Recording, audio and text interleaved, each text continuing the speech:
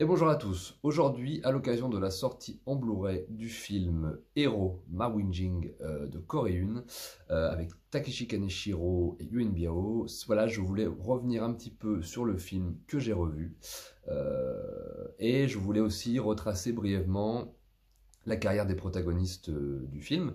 Alors, voilà, pour faire une petite introduction, le film est réalisé par Corey Yun. Corey Yun, personnalité très importante, malheureusement oubliée du cinéma de Hong Kong, notamment dans le domaine du film d'action et aussi dans le domaine de la chorégraphie de films d'action. Carrière très intéressante. C'est quelqu'un que vous avez vu dans énormément de films, que ce soit en tant que cascadeur, chorégraphe, acteur, second rôle, réalisateur, etc., etc. C'est quelqu'un de fondamental et qui a même, dès les débuts de sa carrière de réalisateur ou de chorégraphe, participé à des films de Hong Kong transposés à l'étranger. Voilà, donc je vais brièvement retranscrire sa carrière avant de vous parler du film. Corey Yuen, donc issu de l'Opéra de Pékin, de la China Drama Academy, donc l'école de Jackie Chan, Sammo Hung et Yuen Biao et tous les autres. Donc c'était un des collègues hein, de la grande team des plus grands acteurs stars dans le domaine de l'action de l'époque, Yuen Woo-ping également. Et ce qui est très intéressant, c'est que Corey Yuen a travaillé un petit peu pour tout le monde et avec tout le monde. Il a travaillé au fur et à mesure de sa carrière, tantôt avec Yuen Woo-ping, qui était plus expérimenté, Sammo Hung, Jackie Chan, Yuen Biao, Yuen Tak, etc., etc. Il a vraiment plus ou moins participé et élaboré les films d'un peu tout le monde.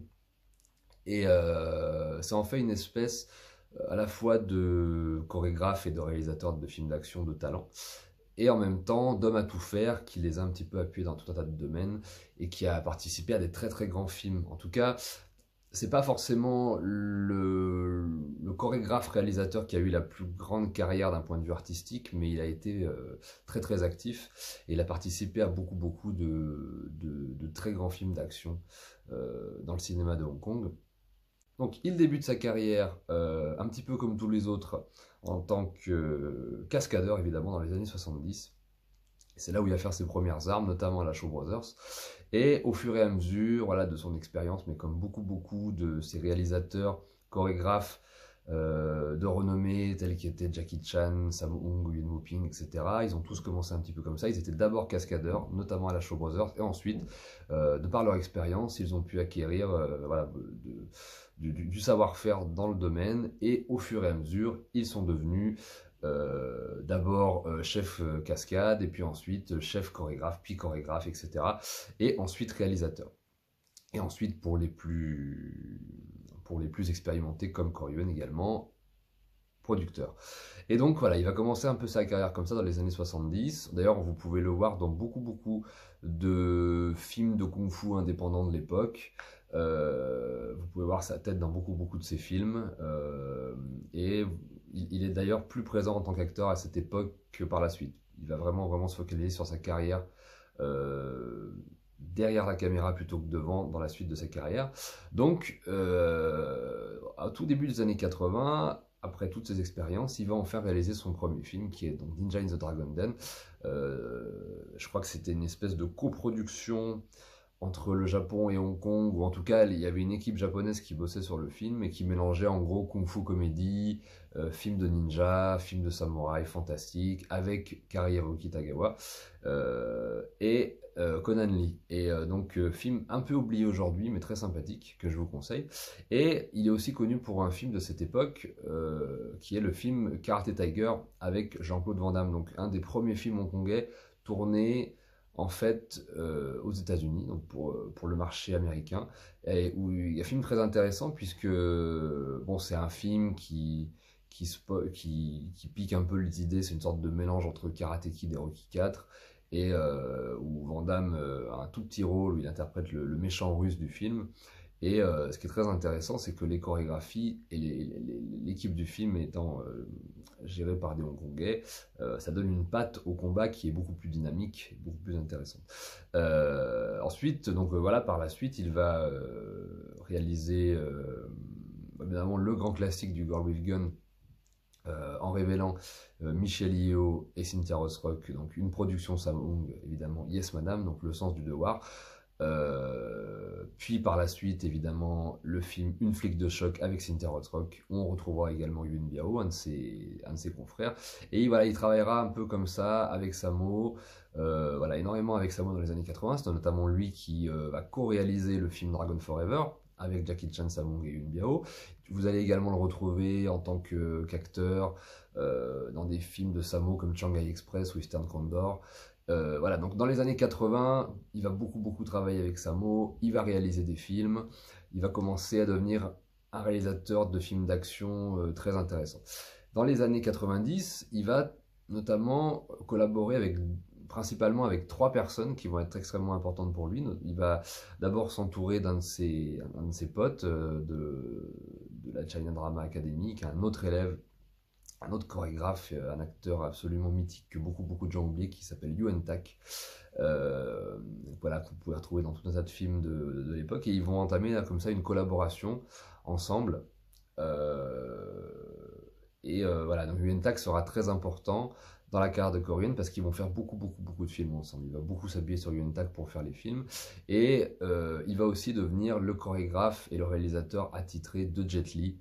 Voilà, très important. Jet Li est très important dans la carrière de Coryen. Il va réaliser beaucoup de films avec Jet Li, notamment Les Fong Sayuk, La Légende du Dragon Rouge, The Defender et My Father is a Hero. Et il va aussi le suivre aux États-Unis par la suite en chorégraphiant les combats de En Sursis, de Roméo doit mourir, et voilà, il va accompagner Jet Li dans sa carrière américaine, et aussi du film français Le baiser mortel du dragon. Il va ensuite, voilà, il y a aussi une autre personne que je n'ai pas citée, très importante, parce que en fait les films vont être vraiment très intéressants. Il va, comme ça se faisait beaucoup à l'époque, entamer une collaboration avec le réalisateur David Lai, réalisateur que j'adore, qui a réalisé à peu près voilà, deux chefs-d'œuvre pour moi, que sont Opération Scorpio ainsi que Savior of the Soul. Et Coryen va co-réaliser les 2 films avec David Lai, et ils feront aussi Woman on the Run ensemble, qui est une sorte de girl with gun érotique sur fond de films de gangsters. Enfin voilà, c'est un peu particulier. Et donc ça nous amène au film d'aujourd'hui. Il va évidemment continuer sa carrière. Malheureusement, il aura une fin de carrière très compliquée, puisqu'il va co-réaliser Le Transporteur avec Jason Statham, qui est un film d'action sympathique, mais qui est loin d'être un chef-d'œuvre. Il va aussi revenir un petit peu au Girl with Gun à un moment avec So Close, qui est un film que mon ami Jonathan Asia adore, que je n'ai pas revu depuis des années, mais qu'il faudrait peut-être que je revoie. Et malheureusement, ensuite, il va finir sa carrière de manière un peu compliquée, un peu pathétique, avec le film Twin Effect 2, que j'ai revu pour l'occasion, et où c'est vraiment dispensable, mis à part le combat entre Donnie Yen et Jackie Chan qui fait une petite apparition. Le film est vraiment pas terrible, et je crois que son dernier film, c'est l'adaptation du jeu vidéo Dead or Alive.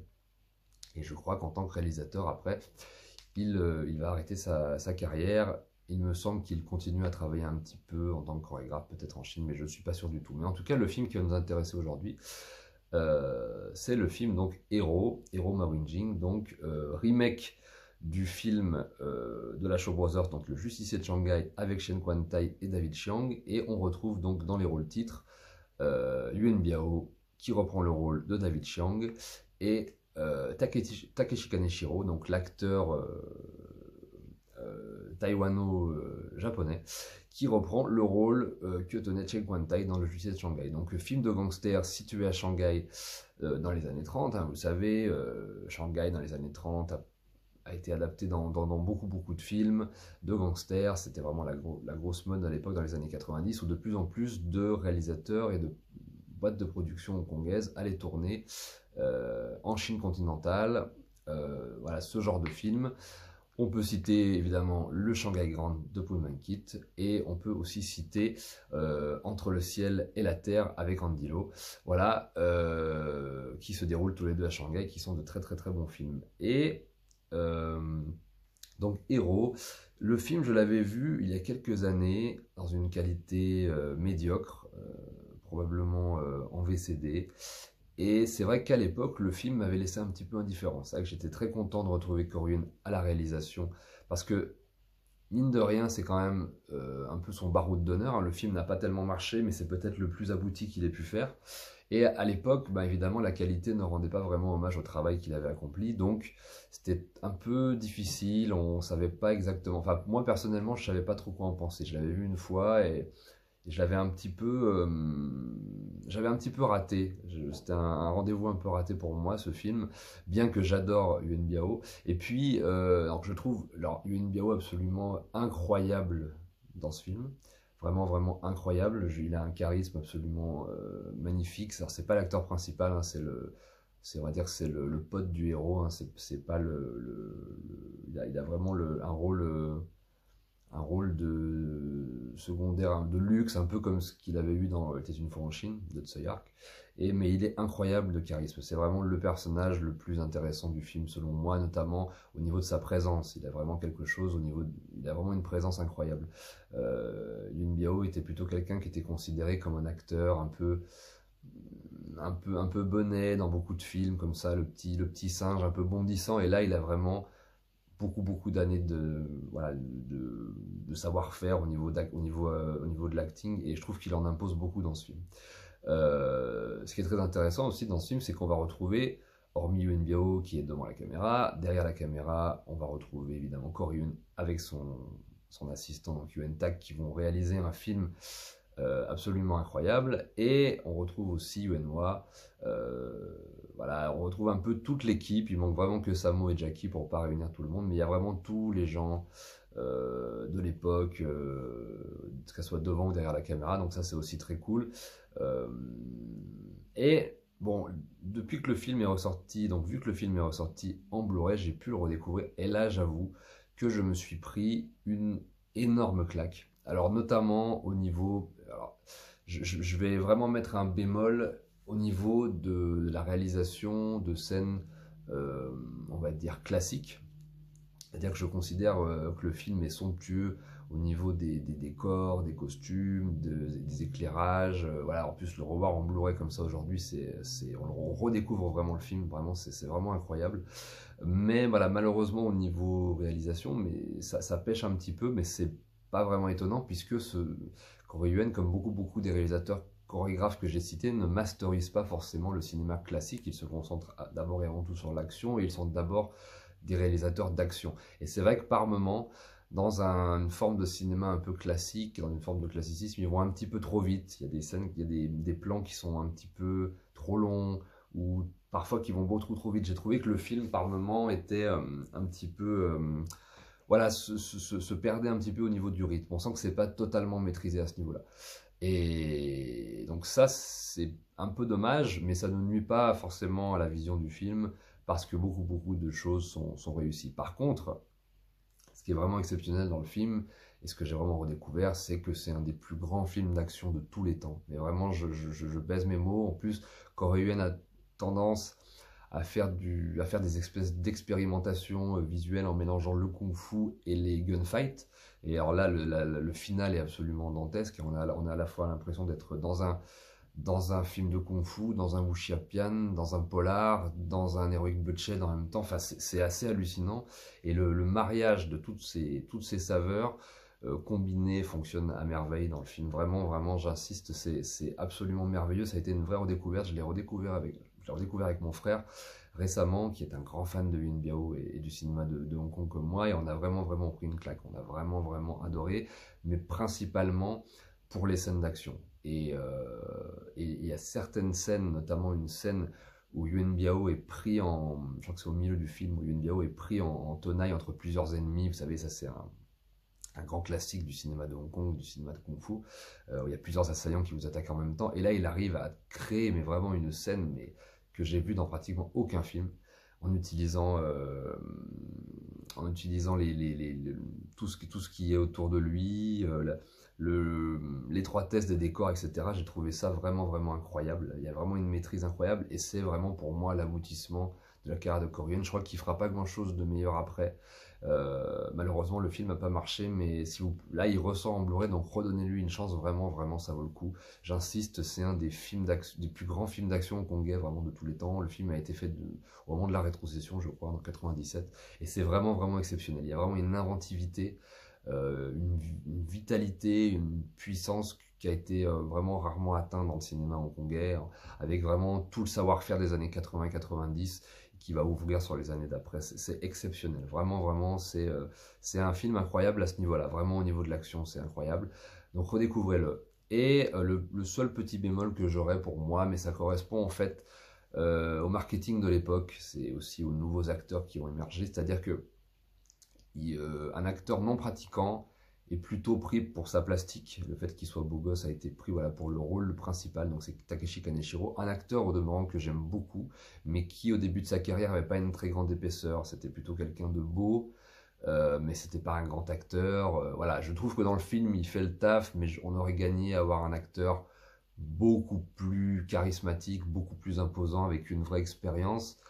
Alors, c'est vrai qu'effectivement, ça correspond au personnage, puisque le personnage est censé être un espèce de paysan de la Chine profonde qui vient à Shanghai tenter sa chance de devenir un gangster, un peu comme Scarface. Mais je trouve que voilà, peut-être qu'ils auraient dû mettre Chow Yun-fat ou Lo Ching-wan ou Andy Lo, peut-être ça aurait été beaucoup, beaucoup plus. Voilà, il y aurait beaucoup plus de profondeur dans le rôle. Là, Kaneshiro, il est un petit peu jeune pour le rôle, et même un petit peu jeune au niveau de l'expérience. Et bon, ça, c'est un petit peu dommage. Voilà, c'est à peu près le seul bémol au niveau des acteurs, bien que voilà, Kaneshiro ne soit pas catastrophique, hein. Il fait le taf, on y croit plutôt pas mal, mais c'est vrai que ça aurait gagné à demander un acteur un peu plus expérimenté, un peu plus charismatique et un peu plus profond. Un petit peu, vous voyez, à l'image de Kenny B dans My Heart is That Eternal Rose, qui est très très bien dans la première partie, mais qui n'est pas au niveau du charisme d'un autre acteur et au niveau de ce que nous impose le personnage dans l'histoire, voilà, et ça manque un petit peu d'expérience. C'est un petit peu du même ordre, mais en tout cas, voilà, je vous laisse là-dessus. Je vous souhaite vraiment une bonne journée. Je vous souhaite de redécouvrir ce film, cette pépite de Corey Yuen, et je vous dis à très bientôt. Je vous embrasse, prenez soin de vous. 皇高宮就好似一嚿金磚咁，好多人都想要。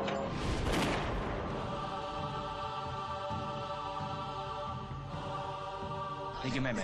我叫馬永貞。喺上海灘有咩唔係搶翻嚟㗎？冇得啦！只係想攞喺上海嘅第一個地盤，就憑你。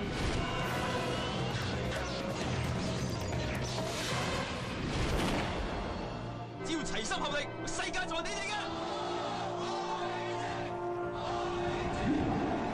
我葉陽天最中意啲有本事啦。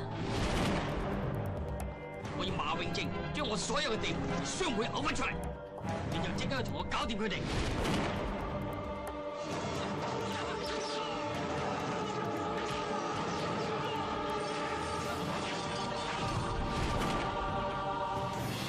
我想要嘅嘢，我會自己攞。